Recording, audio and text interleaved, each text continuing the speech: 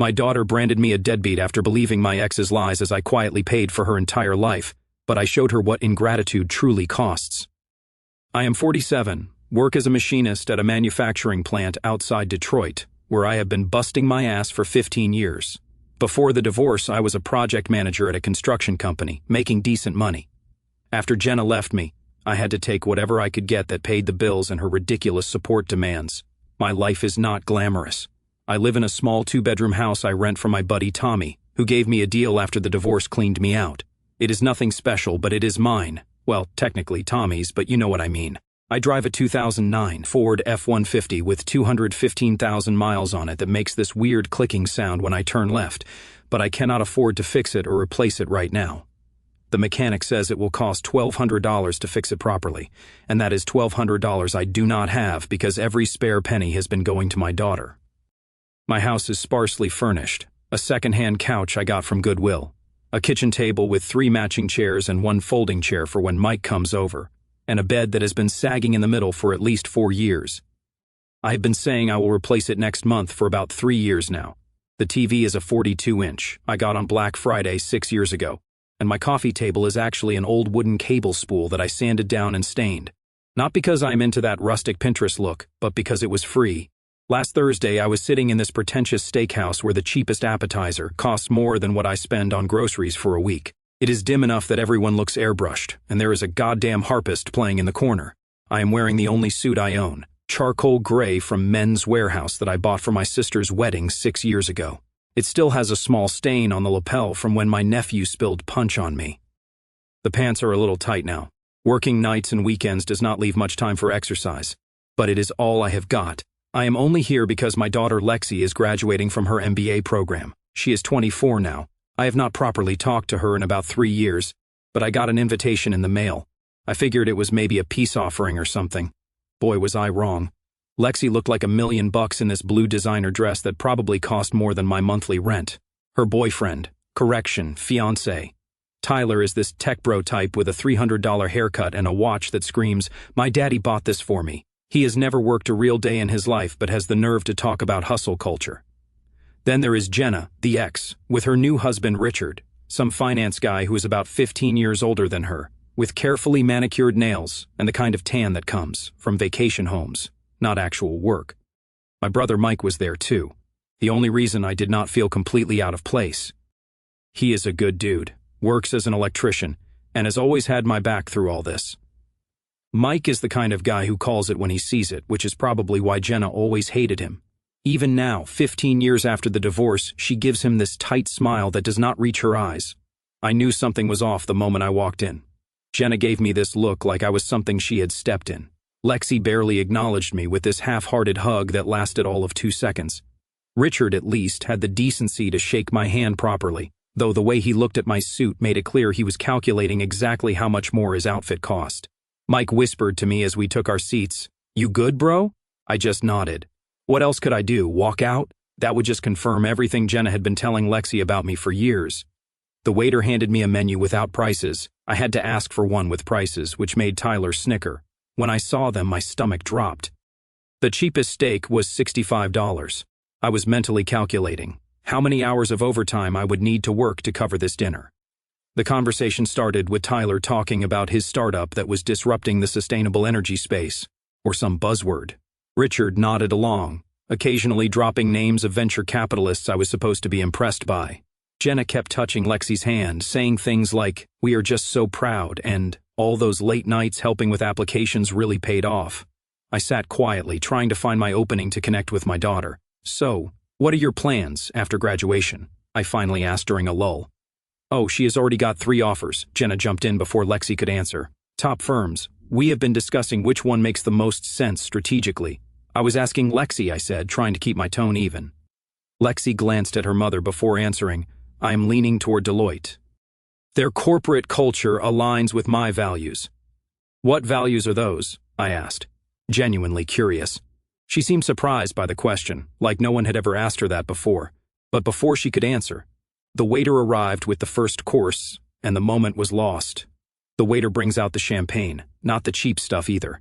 I am doing mental math in my head about how many hours I would have to work to afford this dinner as they are pouring it into these delicate glasses that I am terrified to hold with my calloused hands.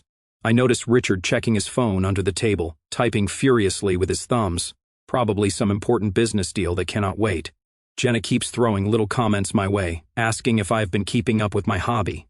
She knows damn well I have not had time for woodworking since the divorce, because I am too busy working 3 jobs to pay for Lexi's education, but she asks anyway, watching me squirm.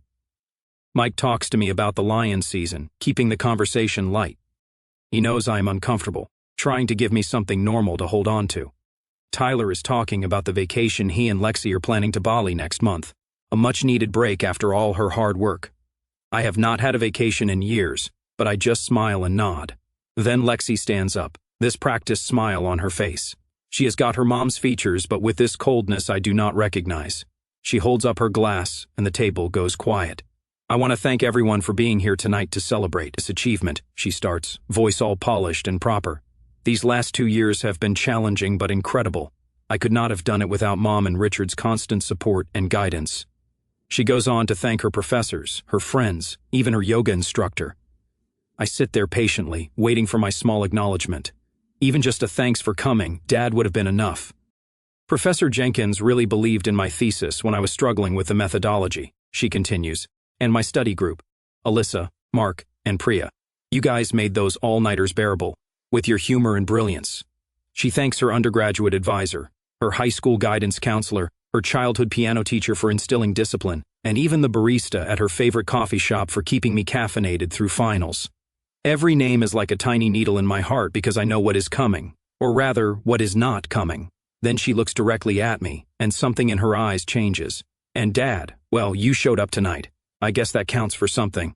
The table gets awkwardly quiet. Mike shifts uncomfortably next to me. But let us be honest, she continues with this little smirk on her face. You were not there when I needed braces. You were not there when I needed help with college applications. You did not help me move into my dorm or apartment. You were not there when I had my appendix out sophomore year. You missed every important milestone. So you do not get to show up now for the graduation dinner and pretend you contributed anything to my success. I am just sitting there, completely blindsided. Mike's hand grips my shoulder tight. Mom and Richard paid for my education. They supported me. They believed in me. They are the reason I am here, she continues, raising her glass to them. To the parents who actually stepped up. Jenna has this smug smile on her face. Richard looks uncomfortable but does not say anything. My brother Mike starts to stand up, but I put my hand on his arm to stop him. This is not his fight. As everyone awkwardly raises their glasses, I catch Tyler giving me this look of pity mixed with disgust. Even the waiter seems uncomfortable. I have never felt smaller in my life, but something else was happening too. Something inside me that had been bending for 20 years was finally reaching its breaking point. I think about all the double shifts, the weekends lost, the side gigs, the payday loans with criminal interest rates, the times I ate ramen for a week straight so I could send extra money for her study abroad incidentals, the second-hand winter coat I am still wearing while she posts Instagram photos and new outfits every week. What Lexi does not know, what Jenna made damn sure she never knew, is that I have been breaking my back to pay for her life since she was 4.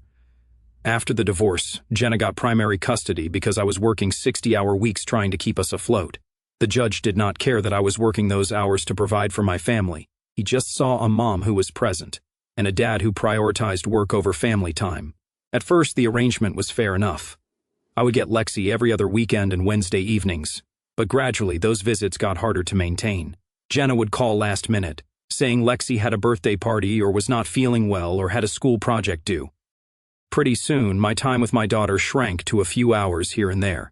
When I complained, Jenna would say, "She is a child, Mark. She needs stability, not a father who only shows up when it is convenient for him."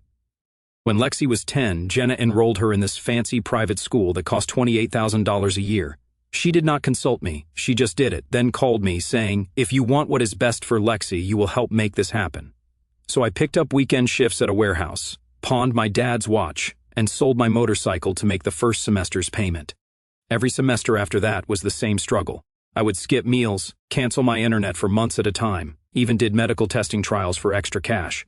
I once spent 2 weeks testing some new allergy medication that made me break out in hives, but it paid $2,200 that went straight to Lexi's tuition. I remember one time when Lexi was about 12, She called me crying because Jenna had told her she could not go on a school trip to Washington, D.C. because money was tight. The trip cost $1,800. I had just paid $4,000 toward her tuition that month and had exactly $327 in my checking account. I called my credit union, took out a personal loan at 14% interest, and sent Jenna the money that day. When Lexi posted photos from the trip on Facebook, she tagged Jenna, "Thanks for making it happen, Mom. Best trip ever." When college applications came around, Lexi got into Northwestern, $78,000 a year, all in. Jenna calls me saying, "She got in. Can you believe it? We are so proud." That we stung because I was not included in any of the college visits or application process. Then came the kicker. The financial aid package is not great. Richard and I can handle about half, but we thought you would want to contribute what you can. What I could contribute was everything I had. I refinanced my truck, took out a personal loan at 18% interest, started driving Uber on nights and weekends, and rented out my spare bedroom to a guy who works night shift, so we barely see each other. I did all of this without complaint because that is what dads are supposed to do, right? The whole time, Lexi believed she was on scholarships and that Jenna and Richard were covering the rest. She even posted on Instagram once, "So grateful to Mom and Richard for making my dreams possible," with a photo of her Northwestern acceptance letter. Meanwhile, I would drive an hour each way to campus sometimes just to catch a glimpse of her walking between classes. I would sit in my truck across from her dorm, not in a creepy way, just hoping to maybe run into her, maybe grab a coffee, hear about her classes. But whenever I would text her asking if she had time to meet, she was always swamped with homework or heading to a study group. My brother Mike was the only one who knew the truth. "You are being played, bro," he would tell me. "One day you have got to stand up for yourself." But I always thought Lexi would figure it out eventually, that she would see through Jenna's lies and realize who was really there for her. The worst part was the gaslighting. Whenever I would try to see Lexi for her birthday, for Christmas, for anything, Jenna would say Lexi was too busy or had plans. She swore she would schedule things at the last minute when she knew I was working, and then she would tell Lexi I chose not to come. I have a box of birthday cards in my closet, cards I bought but never got to give her because Jenna would tell me, "Oh, we already celebrated last weekend," or "She is at a sleepover with friends, maybe next year." I would still mail them, but I do not know if Lexi ever got them. She never mentioned them. Lexi's high school graduation? Jenna forgot to tell me the correct time. I showed up as everyone was leaving. College parents' weekend? I got the email invitation the day after it happened. "Must have been caught in my spam folder," Jenna said with fake sympathy. By the time Lexi was in college, she barely returned my calls. When she did, it was always short conversations. "Sorry, Dad, I have got to go study," or "Mom and I are about to have dinner." I would see photos on Facebook of her at home with Jenna and Richard during breaks while I was told she was staying at a friend's place for the holidays. The years of subtle poisoning had done their work. I was just the stranger who sent birthday cards with $50 inside. A wallet with legs. A necessary evil to be tolerated occasionally. What kills me is the paper trail. 4 years of Northwestern payments, 2 years of MBA tuition at $68,000 per year, the extra money when she studied abroad in Barcelona, the security deposit for her first apartment that she thought came from her mom, the emergency dental surgery junior year when her insurance would not cover it, the MacBook Pro for her design class, the car payment I took over when she said she was struggling. Meanwhile, I have not been to a doctor in 6 years because I cannot afford the copays. My teeth hurt when I eat anything cold. My glasses prescription is 3 years outdated. I have not taken a vacation since 2011. My back hurts constantly from the warehouse work, but I cannot take time off for physical therapy. Have been wearing the same 5 shirts for years, rotating them so it is not obvious. I have not bought new shoes in 3 years. I make my own coffee at home in a pot I have had since college because $5 a day at Starbucks adds up to $150 a month that could go toward Lexi's expenses. I live like this while she posts spring break photos from Cancun, weekend getaways to New York, shopping sprees with her friends, all with the caption, "Making memories with the best mom ever." Blessed. When Lexi got that internship at some fancy marketing firm in Chicago, Jenna called me saying Lexi needed a professional wardrobe. I sent $3,000 I did not have. When Lexi posted pictures of her new clothes, she tagged her mom with, "Thanks for always coming through for me. My buddy Steve at work, another divorced dad, always tells me I am being a sucker. My ex tried that with me," he says. "I told her and the kids exactly what I was paying for, made sure they knew. But I always thought that was cheap, like you do not help your kids to get credit, you help them because they are your kids. But somewhere along the way, I did not just become invisible, I became the villain in Jenna's story, the deadbeat, the guy who chose a new life over his daughter, the man who could not be bothered. Lexi was 12 when she asked me why I did not love her enough to keep our family together. I was stunned, asked where she heard that. "Mom says you left because you wanted freedom more than you wanted us," she said, like she was reciting something she had heard 100 times. The truth? Jenna had been sleeping with Richard, her boss at the time, for over a year before she asked for the divorce. I found out, confronted her, and she turned it around on me, said I was emotionally unavailable and married to my job, said she had needs I was not meeting. Classic cheater's playbook. But you cannot tell that to a 12-year-old, so I ate it, and Jenna fed her more lies year after year while I paid and paid and paid. The real kicker came last Christmas. I scraped together enough to get Lexi this vintage art book she had mentioned wanting. It cost nearly $300, but I figured it was special.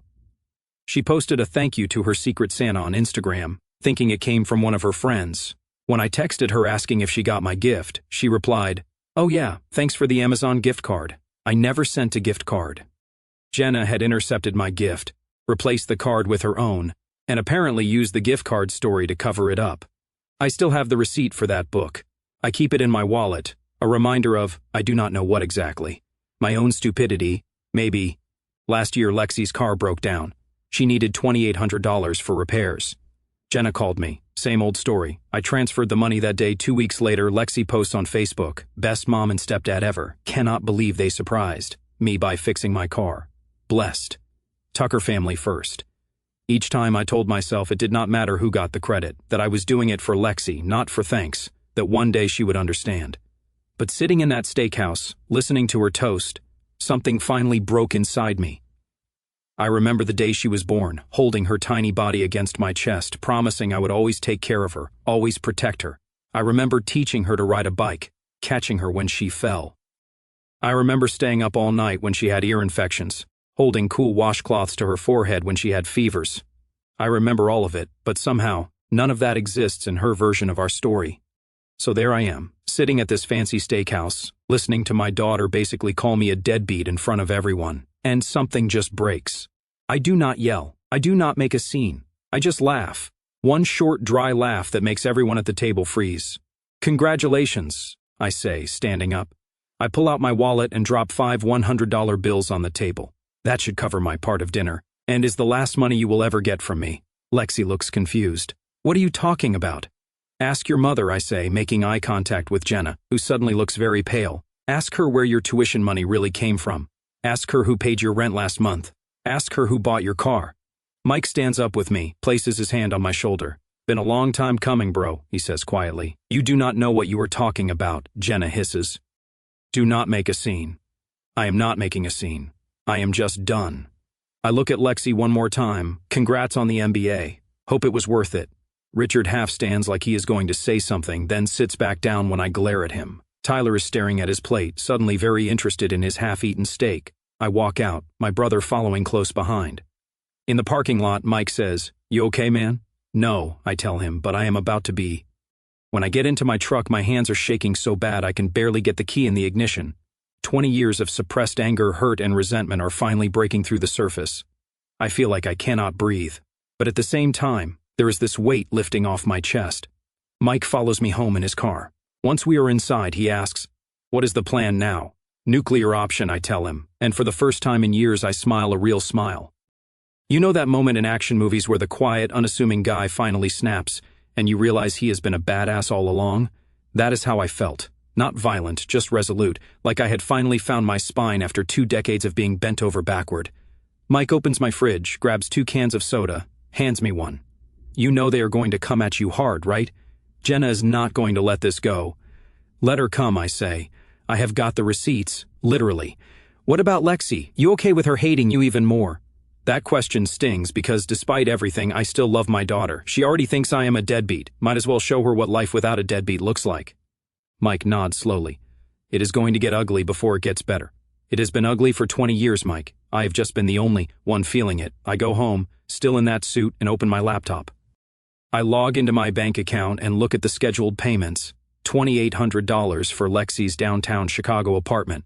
$450 for her car payment, $350 for her phone bill, $750 for the credit card I gave her for emergencies only, that somehow always has charges from Sephora and SoulCycle.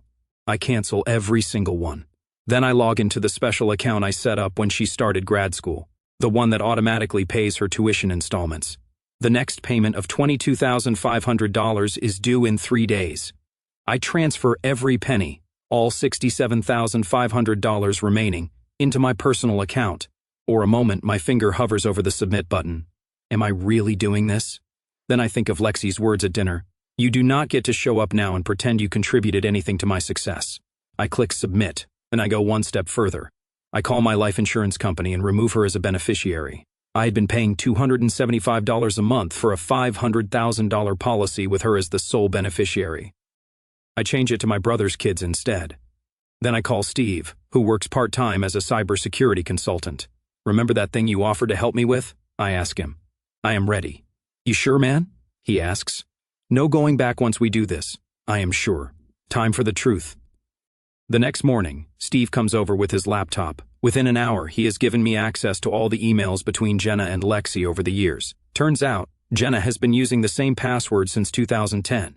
What I find makes my blood boil. Emails where Jenna explicitly takes credit for payments I made. Messages where she calls me selfish and unreliable.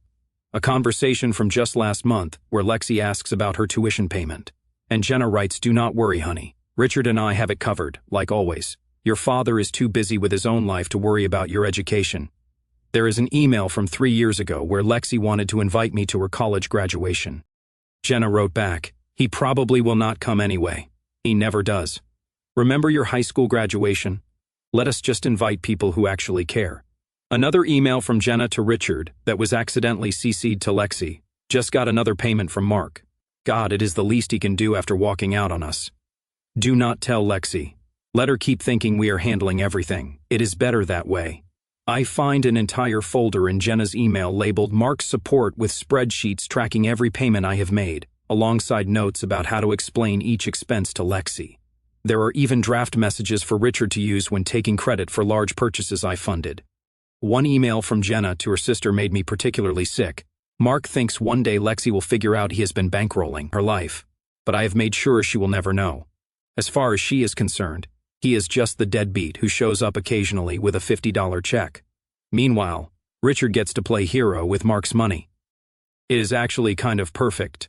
I print out every damning email, every bank statement showing my payments, every transfer, every sacrifice, every lie. I organize it all in a folder labeled The Truth. Then I draft a simple letter. For 20 years, I have supported you silently while your mother poisoned you against me. Every tuition payment, every rent check, every car payment, that was me. Not scholarships, not your mother, not Richard. Me. Working 70-hour weeks, destroying my health, sacrificing everything. I am done being your ATM. I am done being the villain in a story Jenna wrote. Starting today, you are on your own. Earn your own way, pay your own bills. Be an adult. All payments have been canceled, all accounts closed. This is what you wanted, a life without your father in it. Congratulations. P.S. Attached is proof of everything I have paid for and every lie your mother told you. Believe it or do not, I no longer care. I seal it in an envelope along with about 50 pages of proof and drop it in the mail. Then I turn off my phone, take a vacation day from work, and go fishing with my brother and Steve, for the first time in 20 years.